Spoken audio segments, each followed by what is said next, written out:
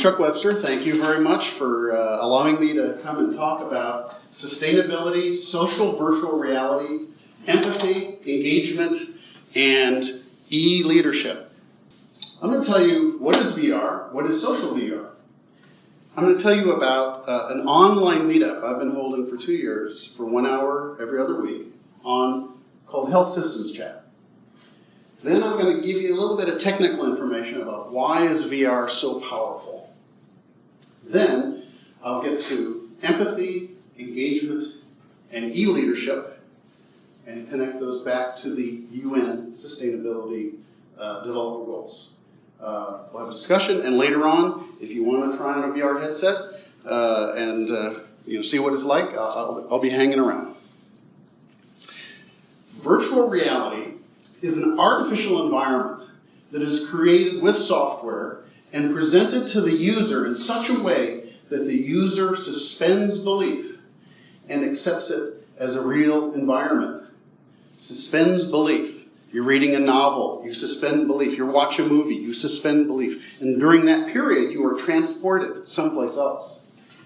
Social VR is any VR experience that is shared between 2 or more people. Can you imagine going into a movie and all of a sudden your friend's in the movie with you? Wow. That's me. Social VR is thinning. And over our heads are emojis, like you might see in a tweet or a post on Facebook. And in the real life, they're flying up there. And each of these 5 people, including that person in the green hat on the stairs, is someone, someplace in the world. I've had people from every continent except Antarctica, and I don't know for sure that there wasn't some lonely scientist down there who participated. We are all wearing virtual reality headsets, like this one, Oculus Go, $120 on Cyber Monday. Someone said you can snag one for $60 on Facebook someplace. And while we were wearing these headsets, and I move my head around, my head moves around in this virtual world. And when I look out, I feel as if I'm actually in this 3D space. We're standing in front of this food truck here. It looks cartoonish, and yet you feel as though you're really there. So this is the channel, Health Systems Chat. And basically health systems, I'm an industrial engineer who went to medical school, so I've always been kind of doing systems engineering, designing software, customizing workflows for patients and doctors and so forth. And so this is an opportunity to talk about health systems in this social VR, social media platform. So we've had over 62 events. Recently, sustainability has been coming up. I envision this as like, okay, we'll do e-prescribing, pharmacy, telehealth, and we'll really talk about the apps and what connects to what. But a lot of the folks who came weren't techies. A lot of the folks were patients. They were housebound, bedbound, due to social anxiety, some physical disability, chronic disease, caregivers who were stuck in the house. And they used social VR to get out. There were retirees. But it was very intergenerational, which was wonderful. And subjects would come up. And I would say, well, we should do a meetup on that. Social VR, can it save the planet? Planet, people, profit. So this actually occurred during the Business for Social Responsibility conference that happened in California about a month or 2 ago. Water, taken for granted, necessary for life. Let's talk about it. So we actually talked about medically, why do we need water?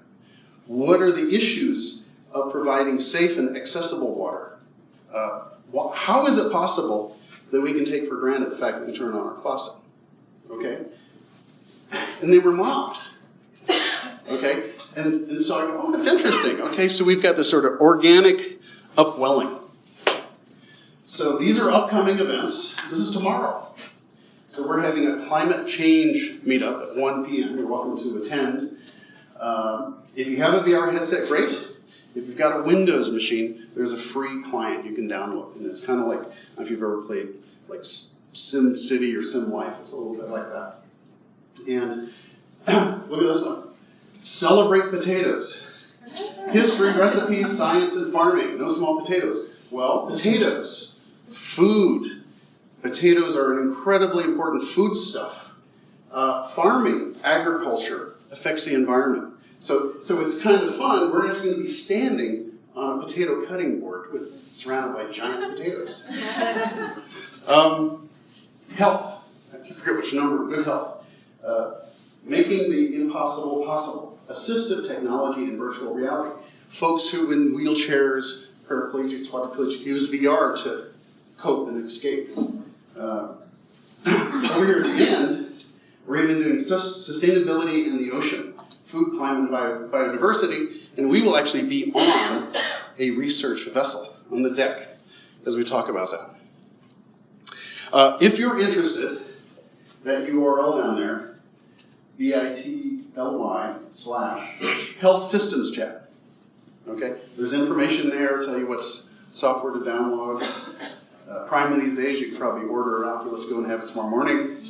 But we will be standing in the parking lot right there, next to the Climate Cafe, next to the Sustainability Studio.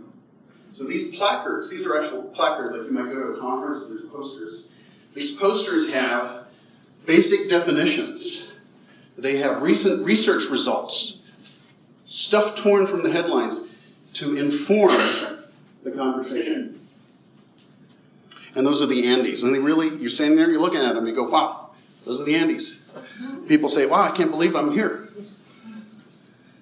Okay, that's me again. Behind me is the RV Sustainability. RV stands for Research Vessel. Just like USS is in front of a name of a ship. Well, RV means it's a research vessel. We're going to be standing right down here.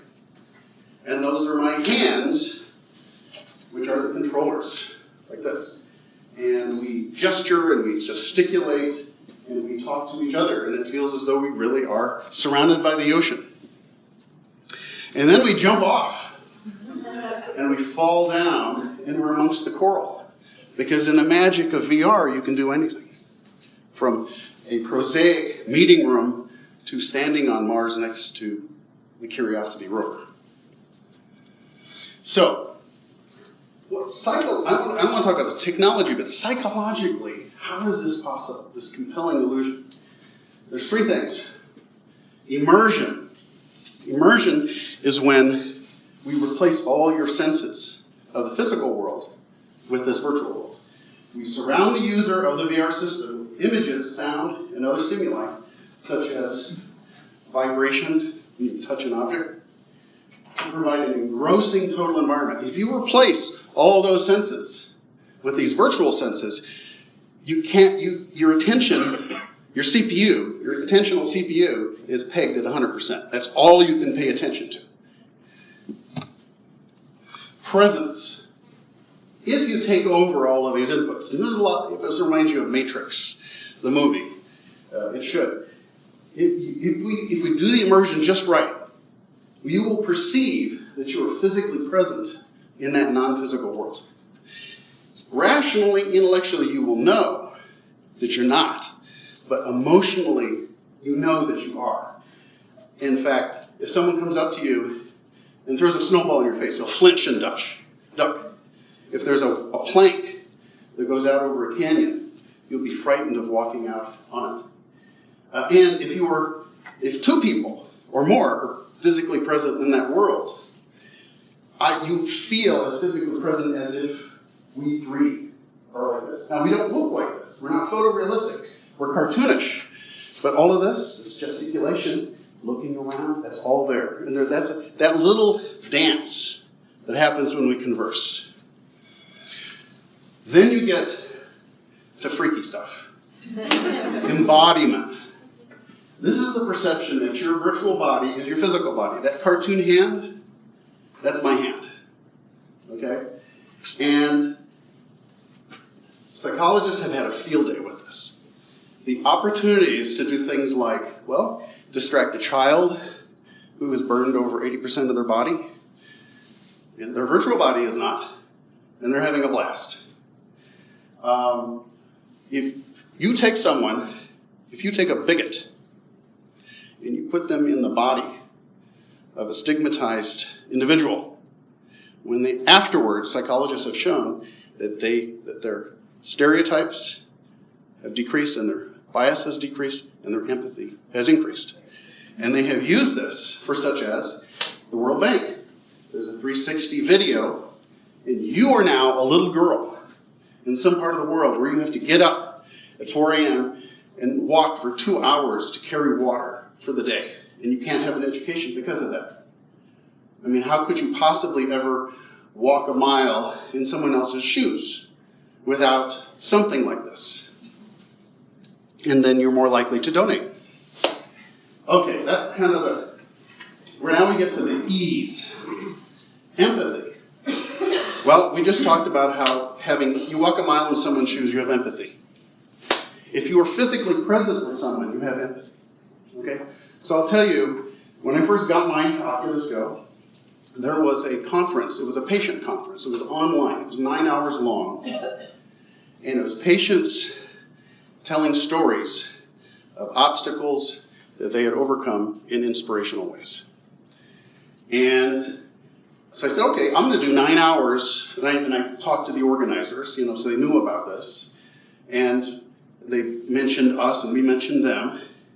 And I thought, and I did this, I didn't think anybody would show up. Or I thought there would be hours where I'd be the only person there. And I said, that's okay, I'm just going to be able to stand there and wait till someone shows up, and then I'll grab them by the collar and talk to them. Well, I had 20 or 30 people most of the time, and I'd say, have you ever been ill or taken care of someone who is ill? And could you share your story?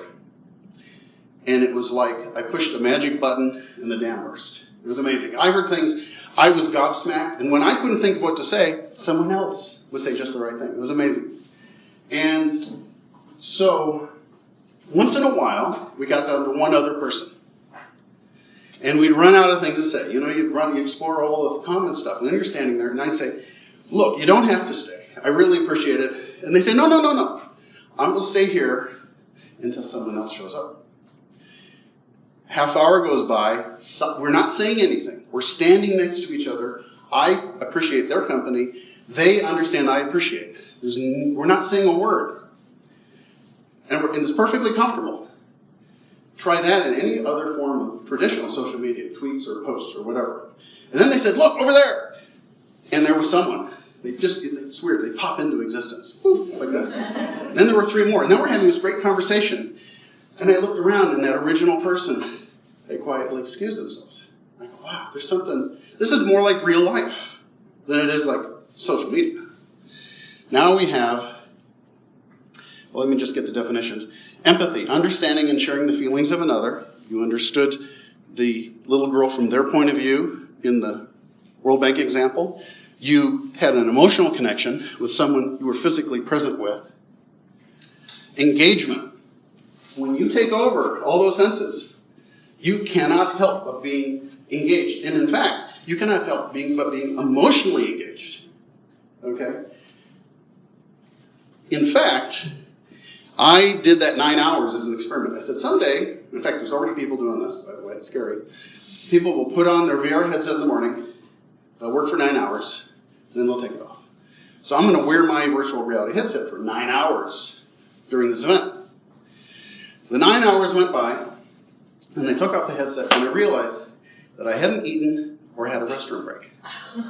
So that's engaging, especially in my case. So finally we get to E-leadership. Now, I was not aware of the word E-leadership until I was creating these slides. But I was reminded, I'm an industrial engineer who went to medical school, and I've always sort of designed healthcare and used workflow engines and to improve usability and stuff. And 10 years ago I said, I'm going to get on Twitter and use YouTube, and I'm going to become Dr. Workflow, and I'm going to help an entire industry. I'm going to do, not just my clients. And at the end of the 10 years, I got like 15,000 people who follow me on Twitter, and they're like CIOs of hospitals, and I do webinars and white papers, and I get leads from all of that. Okay. And then I realized that what I did was an example of e-leadership. In fact, I ended up, last 6 years, I was social media ambassador for the largest health IT organization in the United States.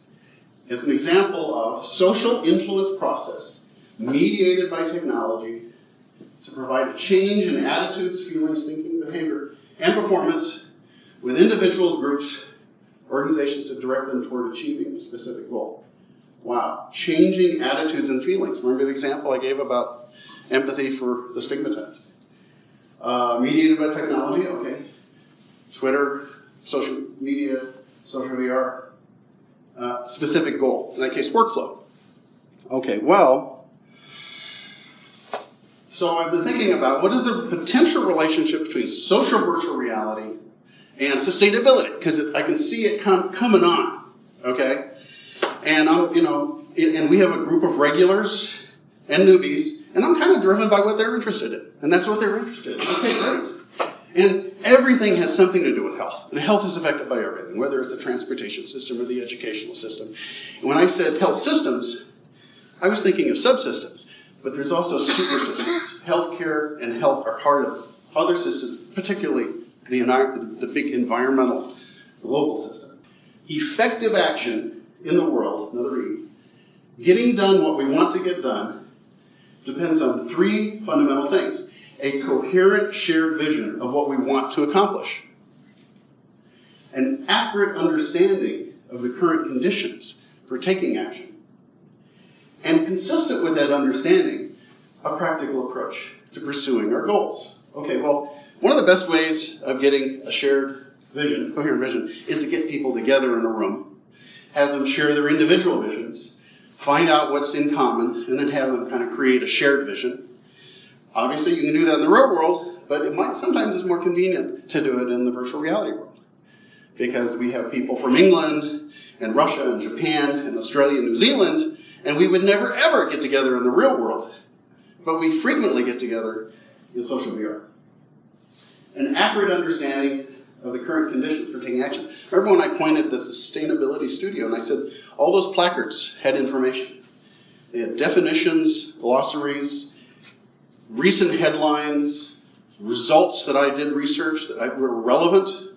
That's the accurate understanding. So you get people together, you surround them with a really cool research ship, and then you put information there that is the accurate representation of reality. Now we get down to, consistent with that understanding, a practical approach to pursuing our goals. Well, that's where it starts to get a little fuzzy, because I think there's the real world. That's where goals really happen. And then there's the virtual world, and that's all kind of ephemeral. But people might leave one of these meetups with some. If your goal is to get people emotionally committed and empathetic, well, then that's one goal that seems like you could practically achieve this way. Further, more and more of our goals are indeed virtual goals. More and more of our life is virtual, okay? And you can't say anymore that that's not real. And then finally, of course, if your practical goal is to reduce the carbon footprint, meeting virtually seems like a very practical approach. Okay, let's tie it back. Number 2, no hunger, potatoes. Good health systems, yeah. Most of it's all health. You saw the assistive tech. Quality education. 6 weeks ago we did educational edtech. Educational technology, makerspaces, VR and education. Clean water. I showed you that example. We did one of those. Renewable energy. We did a meetup on batteries and electric cars. Well attended. Sustainable cities and communities. Smart cities. We had a smart city where we were standing in an intersection of a cartoon city. And in the windows, the store windows were the placards with the definitions and the recent headlines. Climate action, tomorrow's meetup. Life below water, literally. That's the sustainability ocean where we're going to jump off the ship into the ocean. Life on land, potatoes, agriculture.